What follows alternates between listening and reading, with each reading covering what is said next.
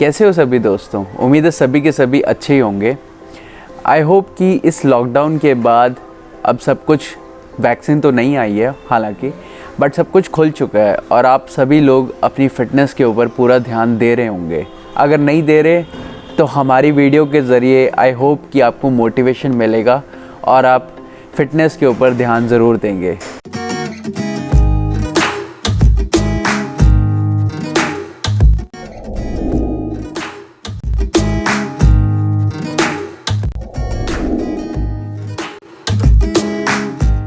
Welcome to half blood cousin. मेरा नाम है सचिन एंड मेरा नाम है गुरप्रीत। सो आज का जो टॉपिक है हमने बहुत ही सोच समझ कर रखा है कि हम स्ट्रेंथ ट्रेनिंग जो प्लान करते हैं उसका सीक्वेंस क्या होना चाहिए, करेक्ट सीक्वेंस क्या होना चाहिए। सो गुरप्रीत, अगर हम जिम जा रहे हैं तो स्ट्रेंथ ट्रेनिंग करना है, हमें लेग्स करना है या चेस्ट करना है या बैक करना है, तो करेक्ट सीक्वेंस क्या होना चाहिए, हमारा प्लान क्या होना चाहिए हमारे दिमाग में। मतलब बेसिकली ये, अगर हम जा रहे हैं तो मतलब जैसे जिम में जाते हैं मतलब पूरी बॉडी में एनर्जी होती है ना। सो सबसे पहले हैवी वर्कआउट कर लें, मतलब जितने भी जैसे कॉम्प्लेक्स एक्सरसाइजेज हैं जो मतलब जिनमें हमारा ज़्यादा जोर लगने वाला है बेसिकली, वो एक्सरसाइज पहले कर लें और जो मतलब नॉर्मल एक्सरसाइजेज हैं वो बाद में अगर करी जाए तो बेटर होगा। जैसे मान लो लेग्स का है तो सबसे पहले लेग का वार्म अप करें। बिल्कुल सही। तो लड़के ने एक तरह का सम अप सा दे दिया कि हमें क्या क्या करना चाहिए, एक सीक्वेंस क्या होना चाहिए, बट मैं आपको एक टैबलर समरी में, टैबलर फॉर्म में करेक्ट सीक्वेंस बताऊंगा कि क्या एग्जैक्टली आपको करना चाहिए अगर आपको स्ट्रेंथ ट्रेनिंग करनी है। सो सबसे पहले इसने जो दूसरा पॉइंट लिया है about the warm up, right.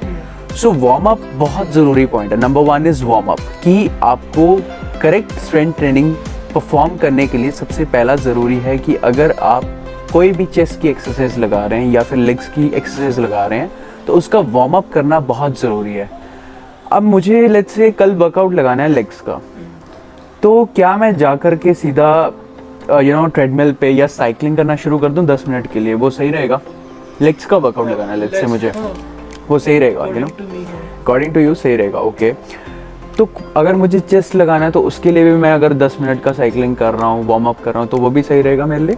हाँ, साथ में जैसे जंपिंग जैक्स या और भी जो जिससे मतलब हमारी बेसिकली हार्ट रेट थोड़ी तेज हो जाए। ओके।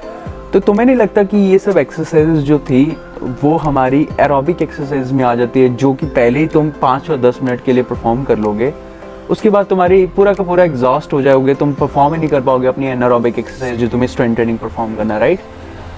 तुम्हारे हिसाब से ये सीक्वेंस, ये जो परफॉर्म कर रहे हो कि लेट्स से तुम्हें लेग भी लगाना है, तो तुम सबसे पहले जा करके 10 मिनट की साइकिलिंग कर रहे हो, that is not right for according to me, मुझे नहीं लगता। लेकिन हम 10 मिनट की अगर 1 मिनट कर लें तो वो भी बेटर है। फायदा क्या हुआ उससे? हार्ट रेट तेज हो गया। हार्ट रेट तेज करने के लिए मैं तरीका बताता हूँ तुम्हें। सो क्या करो कि अगर तुम्हें लेग्स का वर्कआउट लगाना है, ठीक है, सबसे पहले तुम कह रहे हो कि चलो लेट्स से हम स्क्वाट्स से शुरू करते हैं, ठीक है। अब वो मेरा मेन वर्कआउट है कि मैं स्क्वाट्स, मेन एक्सरसाइज है जो मुझे स्क्वाट्स करनी है। अब मैं एज हैवी जो जाऊँगा, लेट्स से मुझे 50 kg की मैं स्क्वाट्स लगाना, that is my starting set. तो मैं क्या करूँगा, स्टार्टिंग सेट जो मेरा 50 kg है उसका 50% कम लेकर के या फिर उससे भी कम लेकर के मैं एक वार्म अप सेट परफॉर्म करूँगा, राइट। उस वार्म अप सेट से मेरे मल्टीपल जॉइंट्स पे काम होगा, मल्टीपल मसल ग्रुप्स काम होंगे उस टाइम पर, राइट। उससे क्या होगा, जो मसल में हमारा ब्लड फ्लो था वो पूरी की पूरी उस टाइम पे दौड़ेगा, राइट। तो एक्टिव हो जाएंगे सभी के सभी मसल ग्रुप, राइट। तो मेरा वार्म अप भी कंप्लीट हो गया और जो मुझे अब एक्सरसाइज परफॉर्म करनी है मैं उसके लिए रेडी भी हूँ, राइट। तो इससे फ़ायदा क्या हुआ, इससे एक और भी बहुत अच्छा फ़ायदा हुआ कि आपको स्पेसिफिकली एक जॉइंट पे काम करने की ज़रूरत नहीं है, आपने मल्टीपल जॉइंट्स पे काम कर लिया। जब आप स्क्वाट्स लगा रहे थे आपने सिर्फ क्वाड्स, हैम्स पे काम नहीं किया, आपने ग्लूट्स पे भी काम कर लिया, आपने कोर पे भी काम कर लिया, आपने उस 50% लेस देन वर्कआउट से जो 50% वेट था जिससे आपने कम करके लगाया, उससे आपने मल्टीपल जॉइंट्स पे काम कर लिया। सो इससे बड़ा बहुत फ़ायदा हुआ, आपके पूरे का पूरा ब्लड जो है वो टांगों में पूरा का पूरा चला गया है, पूरे के पूरे जॉइंट्स जो हैं वो अब एक्टिव हो चुके हैं। That is your warm up set. इस चीज़ को आप वार्म अप बनाओ, रादर देन आप क्या कर रहे हो 10 मिनट की साइकिलिंग कर रहे हो, उससे क्या फ़ायदा हुआ? कोई भी कुछ फ़ायदा नहीं हुआ। That is purely your anaerobic exercises, right. So rule number 1, warm up करना बहुत ज़रूरी है और वार्म अप सोच समझ कर करें। सावधान रहें, सतर्क रहें। So point number 2 is maximum muscle fibre recruitment. So मैंने इससे पूछा था कि तुम्हारा सीक्वेंस क्या रहना चाहिए, तो इसने मुझे बोला था कि मैं हैवी एक्सरसाइज पहले लगाता हूँ। तो जब तुम कहते हो कि हैवी एक्सरसाइज तुम पहले लगाते हो, हमारी ऑडियंस को बताओ कि उसका मतलब क्या है।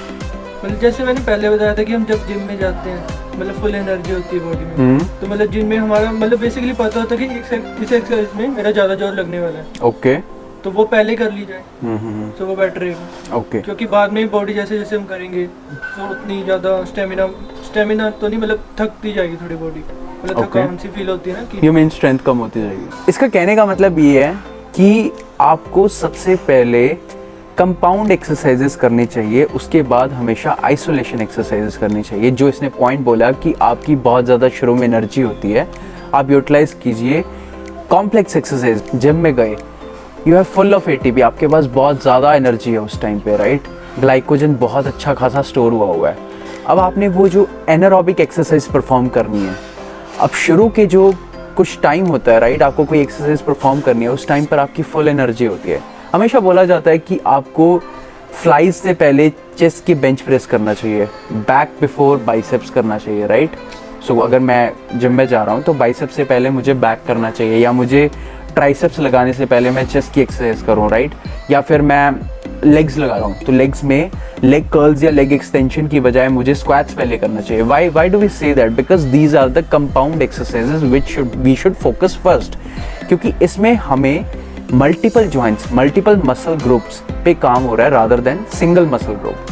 हम इसको एक्सरसाइज को परफॉर्म करेंगे, उसके बाद अगर हम सिंगल मसल ग्रुप के ऊपर परफॉर्म करेंगे, that is our isolation exercise. This should be our correct sequence. आपको ये भी ध्यान देना है इस प्लान में कि आपका रेंज ऑफ मोशन बहुत ज़्यादा अच्छा होना चाहिए। आपका रेंज ऑफ मोशन अच्छा नहीं होगा, आपकी एक्सरसाइज लगाने का कोई फ़ायदा नहीं। मैंने बहुत लोग देखा है जिम में, जो लोग लेग प्रेसेस लगा रहे होते हैं, तो वो लेग प्रेसेस तो नाम करके धक्का सा ऐसे लगा रहे होते हैं, जैसे ट्रक को हिला रहे होते हैं ना ऐसे, बस ये लेग प्रेस लगा रहे होते हैं। आपका रेंज ऑफ मोशन कहाँ है यार? आपका रेंज ऑफ मोशन अच्छा नहीं होगा तो आप एक्सरसाइज परफॉर्म कर ही नहीं रहे हो। इससे अच्छा तो रहने दो, मत ही करो यार। तो रेंज ऑफ मोशन सबसे ज़रूरी है इस सीक्वेंस में भी। अनदर थिंग इज़ कि अगर आप स्ट्रेंथ ट्रेनिंग कर रहे हो, परफॉर्म कर रहे हो, इसका एक और भी फ़ायदा है, हमने पहली वीडियोस में भी बताया था, after burn effect. After burn effect, आप स्ट्रेंथ ट्रेनिंग परफॉर्म करने के बाद भी 36 से लेकर 48 घंटे तक, 36 आवर्स से 48 आवर्स तक उसका इफेक्ट रहता है। उसके बाद भी आपका जो बर्निंग इफेक्ट है वो रहता है, आपकी कैलोरीज बर्न होती रहती हैं। वेयरएज अगर आप स्टेमिना में परफॉर्म कर रहे हो, एरोबिक एक्सरसाइज परफॉर्म कर रहे हो, तो उस केस में जब तक आप परफॉर्म कर रहे हो एक्सरसाइज, तब तक आपका आफ्टर बर्न रहेगा, उसके बाद वो खत्म हो जाएगा। So this is also benefit which comes under the sequence of the correct plan to strength training. अब तीसरा मेन इंपॉर्टेंट जो पॉइंट है, हमारा जो टाइम ड्यूरेशन है, कितनी देर तक हमें वर्कआउट को परफॉर्म करना है, स्ट्रेंथ ट्रेनिंग को परफॉर्म करना है। क्या मैं सुबह से लेकर के 7 बजे शुरू करता हूँ वर्कआउट, शाम के 5 बजे तक करता रहूँ, या फिर मैं सुबह शुरू करता हूँ वर्कआउट या 11 बजे तक करता रहूँ 3-4 घंटे? क्या तुम्हें लगता है कि मैं सर्वाइव करूँगा? What should be the exact duration? कितना देर तक वर्कआउट चलना चाहिए तुम्हारे साथ? 2 आवर्स तो होना चाहिए। 2 आवर्स, ओके। तुम्हें लगता है कि तुम 2 आवर्स तक भी पुश कर जाओगे वर्कआउट को अपने? अगर हम बीच बीच में अगर मान लो 15 to 20 मिनट्स का ब्रेक ले रहे हैं, दोबारा से बॉडी में एनर्जी मतलब या मतलब किसी भी फॉर्म में ग्लूकोज ले रहे हैं, एनर्जी अप हो रहा है, तो कर सकते हैं। कर तो सकते हैं, ऐसे तो मैं सारा दिन खेल सकता हूँ। सारा दिन मैं सुबह जा करके क्रिकेट खेल को शाम को भी आ सकता हूँ 5 बजे, वो कोई दिक्कत नहीं है। बट तुम्हारी बॉडी में एनर्जी कितनी देर तक स्टोर होता है, जो हम बोलते हैं ग्लाइकोजन, राइट। सो ग्लाइकोजन हमारा एनर्जी स्टोर है, राइट। तो ग्लाइकोजन से ही एनर्जी मिलेगी।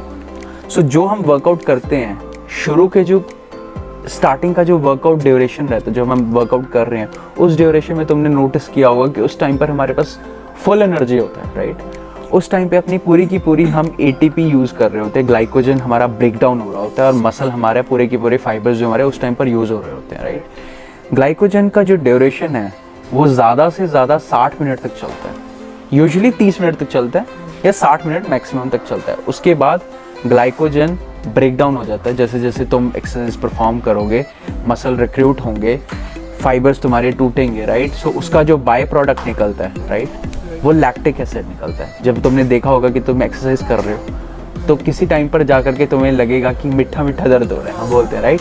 सो वो जो मीठा मीठा दर्द बोलते हैं हम, उस मीठे मीठे दर्द को बोलते हैं lactic acid, that by product. So वो ज़्यादा से ज़्यादा 30 मिनट या 60 मिनट तक जाता है। उसके बाद तुम जितना मर्जी पुश करते रहो, पानी पी करके आराम आराम से वर्कआउट करते रहो, but your energy is down at that time. पर आपने जैसे कहा कि ग्लूकोज है जो है ना, सो अगर बाद में हम मान लो कोई भी फॉर्म में वो ले रहे हैं तो दोबारा से वो बन रहा है, ठीक है, अब दोबारा से वो ब्रेक डाउन हुआ तो उस टाइम पे भी तो हमारे पास दोबारा एनर्जी होगी ना। सो उस टाइम पर तुम्हारा जो मसल था, लेट्स से तुमने चेस्ट लगा रहे हो, अब तुमने 1 घंटा वर्कआउट कर चुके हो, उसके बाद तुमने दोबारा से ग्लूकोज दिया अपनी एनर्जी को, you know let's say simple carbs दिए तुमने अपनी बॉडी को और एनर्जी को रिवाइव करने की कोशिश की। क्या तुम्हारे वो जो मसल के फाइबर्स थे जो कि ऑलरेडी टूट चुके हैं, तुम्हें लगता है कि अब उन पे काम होगा? और क्या कर रहे हो तुम उनको तो तुम और तोड़ चुके हो, उतना उसको कितना तोड़ोगे तुम बताओ, राइट?